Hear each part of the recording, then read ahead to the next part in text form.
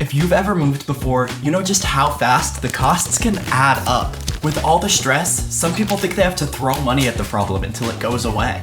But don't do that! Take a deep breath, because I'm gonna show you how to save money when moving. First, get rid of everything you can. I mean everything. Fewer things mean less time, weight, and space taken up. Those 3 things are what make moving expensive. It doesn't matter if you're moving on your own or hiring movers. How? Well, it's simple. Bigger moving trucks and containers cost more, and the stuff you put inside the truck or even in your own car weighs it down, which means more gas. And of course, the more stuff you have, the more time it takes to move it all. And most movers charge by the hour. How do you decide what to keep? Ask yourself these 3 questions. Have I used this in the past year? Does it hold significant sentimental value? If I sold it, could I realistically get more than $50? If the answers are no, no, and yes, get selling and offset your costs a bit. If the answers are no, no, and no, then it's donation time. And if you're struggling to get rid of sentimental but broken or unusable items, a helpful solution is to take a photo of them, then say goodbye. It works, I promise. Pro tip, if you're on the fence about an old or cheap piece of furniture, get rid of it.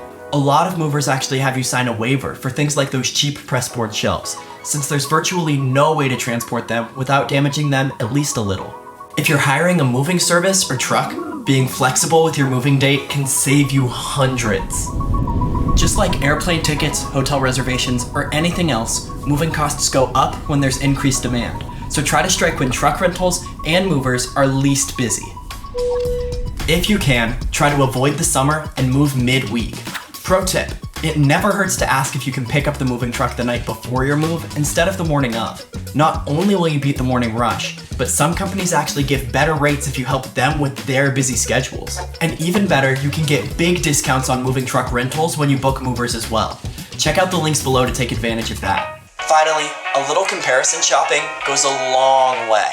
Don't just click on the first Google result you see when looking for movers. Many sites don't even show you the full cost to hire them. To find the right one for your budget, you can compare and book affordable movers near you with HireAHelper. If this was helpful, check out our Day 1 Moving Checklist video and follow for more moving tips.